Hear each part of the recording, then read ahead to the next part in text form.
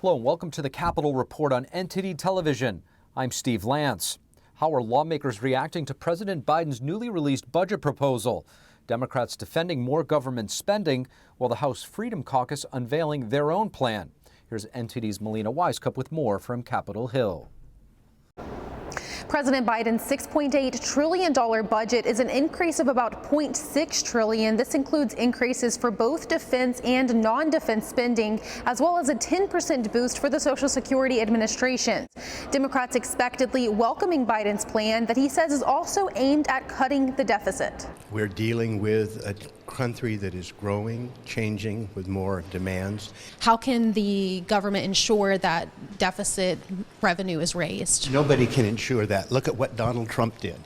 The congressman had just attended a hearing where Treasury Secretary Janet Yellen was being pressed on President Biden's tax and spending plans. Some lawmakers expressing skepticism that Biden's corporate tax hikes would make America more competitive. Here's a look. Answer the question how we're going to hold China accountable. We can't even keep balloons from flying across the United States. How are we going to hold them accountable to the OECD framework? If China's not accountable, we will tax the income of Chinese companies operating in the United States.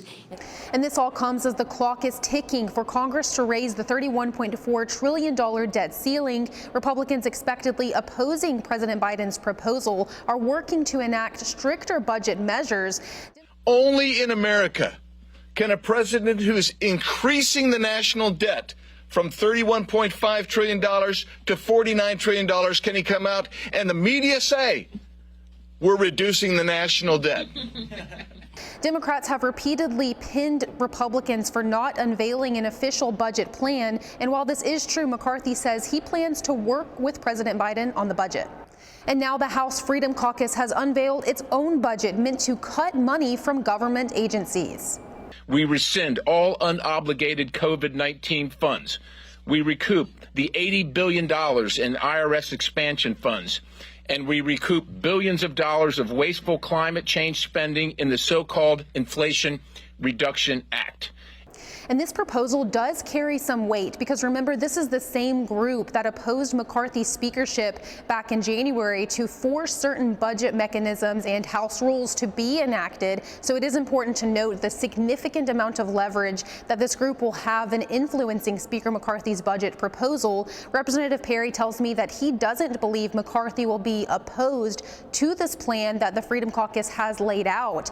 And a senior staffer with the House Freedom Caucus tells NTD the plan is the path forward for getting 218 Republican votes in the House. So we will likely see this proposal playing a big role in the House GOP's official budget proposal.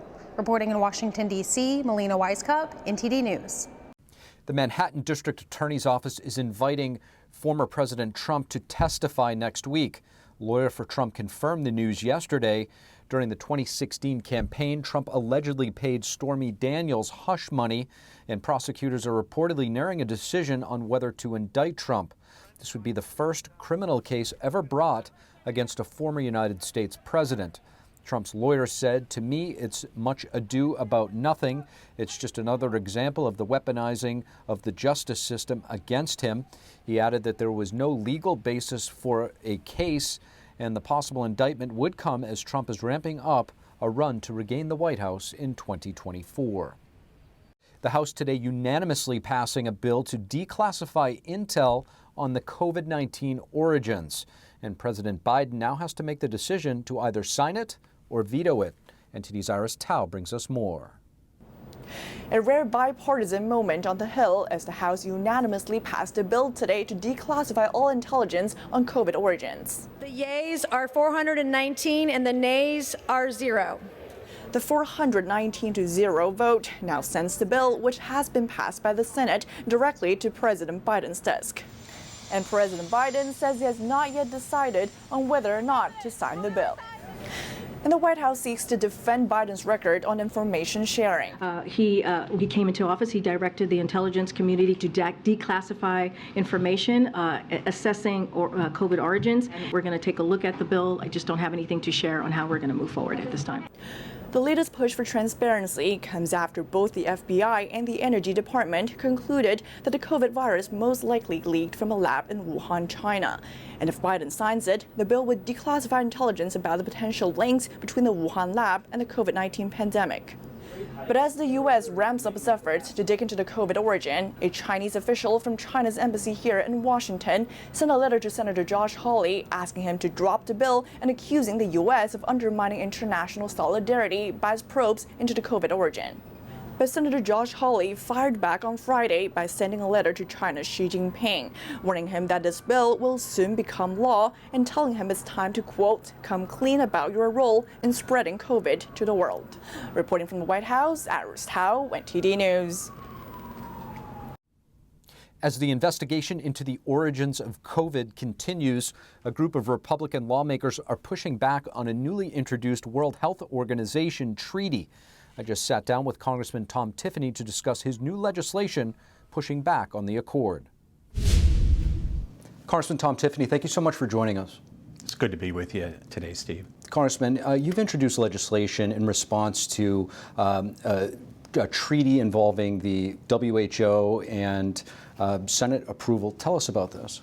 Yeah, so myself and Senator Johnson from Wisconsin, we've introduced this legislation. It puts accountability into the World Health Organization via the United States government. Because the Biden administration at this point, they're asking for the WHO just to have unilateral authority. His envoy to the World Health Organization, he being President Biden, that person is just saying, we need to have a pandemic response for generations to come. Well, that should be treated as a treaty if it's multiple countries that are involved with this. And I think anything that has to do with the World Health Organization should be subject to our treaty regulations, which would say that you have to get a 2/3 vote, United States Senate. And so as of now, the way it's structured, it would circumvent that? I think what the Biden administration is hoping to do is just to do this via presidential fiat. And what the bill is saying is this will be treated as a treaty, which requires a 2/3 vote of the United States Senate. I mean, think about it. 2019, Taiwan warned the WHO that there may be a problem in China in regards to COVID, and the World Health Organization did not listen. And in fact, they stonewalled. And when there was concern that there was human-to-human transmission, they were in denial. They were basically parroting the line of the Communist Chinese Party. And the World Health Organization, I think, has shown that they're going to have to rebuild trust. And one of the ways they can do that is to submit any agreement via numerous countries to a vote by our United States Senate. That was going to be my next question for you, Congressman, is, in hindsight, what are some of the other things that you have seen that concern you with regard to how the World Health Organization handled the pandemic? I think the biggest concern is they took the word of the Communist Chinese government. There was not a questioning what people should be doing when reviewing something scientifically. Let's be skeptical. Let's make sure. Let's hear multiple viewpoints. They were not doing that. They took the word of the Communist Chinese Party that there is no problem in Wuhan, China. We are finding out very clearly now that that was a huge problem. It was a mistake, and the World Health Organization, along with Dr. Fauci and others, they made very fundamental mistakes that perhaps cost thousands of people their lives. To your point, we're starting to see a lot of Democrats actually joining Republicans on Capitol Hill, calling to hold China to account. We just saw a bill today that was passed unanimously on the Hill, 419-0, calling to release intelligence related to the origins. What are you sensing? I think there's a couple Democrats that have been skeptical and have been willing to investigate China, but not very many. In particular, under Speaker Pelosi's leadership, I don't know why, but she continually tried to stifle information that would come out on China. I don't know if it was related to her or if she was trying to protect President Biden. I'm not sure why she was doing it. Hopefully that dam has broken now, and Democrats are going to join us Republicans who have been saying, we got to get full information out there. And that's been true of all the things that we're dealing with, whether it's the FBI and their surveillance or what has happened with COVID, let's just get all the information on the table. That's the only way that we're going to be able to make good decisions and keep the American people informed so they can come to good conclusions having full information. Congressman, sometimes it's hard for bills to pick up steam on the Hill, even from within your own party. What type of support are you seeing for your legislation here? We're really excited with what's happening. I mean, we started out with just myself on a bill a couple years ago, and it is really beginning to advance now in regards to holding Communist China accountable, and in particular in regards to the One China policy.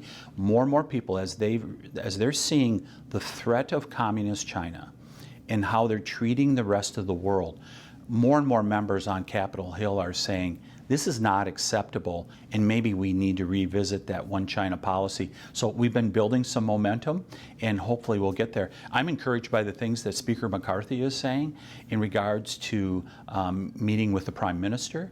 I think those are all really good things. Congressman Tom Tiffany, thank you so much. Good to join you, Steve. Thank you for watching the Capitol Report. If you want to see our full broadcast, check us out at epochtv.com.